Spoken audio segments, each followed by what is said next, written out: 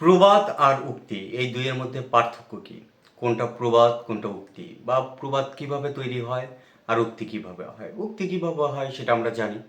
কোনো কবি, লেখক, সাহিত্যিক, বিজ্ঞানীর যে কথাগুলো পাই, বিশেষ কথাগুলো, সেটাই আমরা তাদের উক্তি, সেটা আমরা পড়ি। কিন্তু প্রবাদ কি? প্রবাদ কি কেবল জনশ্রুতি কেবলমাত্র? আমরা জানি না এই কথাটা কে বলছে।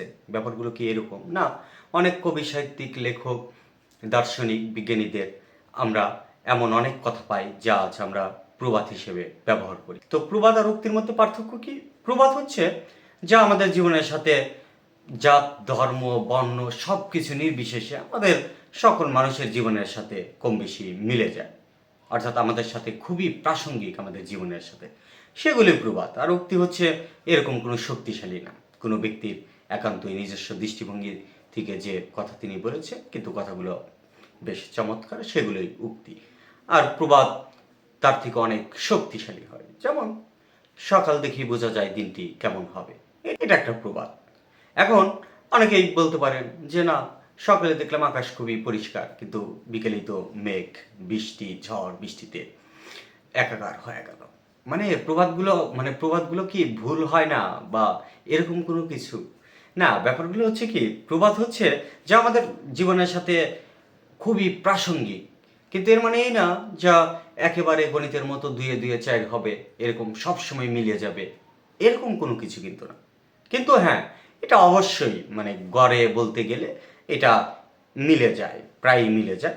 এগুলোই আসলে আমরা প্রবাদ বলি, এগুলোকেই আমরা প্রবাদ হিসেবে চিনে থাকি। এটাকে আমি একটু সহজভাবে যদি ব্যাখ্যা করার চেষ্টা করি, যে ব্যাপারটা এরকম যে আমাদের প্রত্যেক মানুষের দুইটা হাত আছে, দুইটা পা আছে, এটা মানুষের সাধারণ বৈশিষ্ট্য।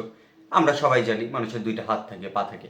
কিন্তু পৃথিবীতে মানুষের এমনও মানুষের সংখ্যা কিন্তু নিহাত কম না যাদের দুইটা হাত নাই, দুইটা পা নাই। তাহলে কি আমরা এটা বলবো যে না, মানুষের দুইটা হাত থাকে এটা মিথ্যে কথা, দুইটা পা থাকে এটা মিথ্যে কথা? তো এই ব্যাপারগুলো এরকম। তো প্রবাদ যে সবসময় সমানভাবে কার্যকর, ব্যাপারগুলো এরকম না।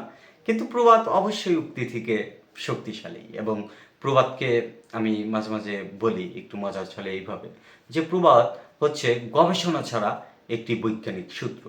বিজ্ঞানের যেমন কোনো একটা তত্ত্বের উপর একটা সাধারণীকরণ করা হয়, এটাকে সূত্র হিসেবে দাঁড় করানো হয় একটা লাইনে, তেমনি প্রবাদও ওই রকম একটা গবেষণা ছাড়া এমন একটা বাক্য যা কম বেশি সকলের সাথে মিলে যায়, সকলের জীবনের সাথে প্রাসঙ্গিক, সেটাই প্রবাদ।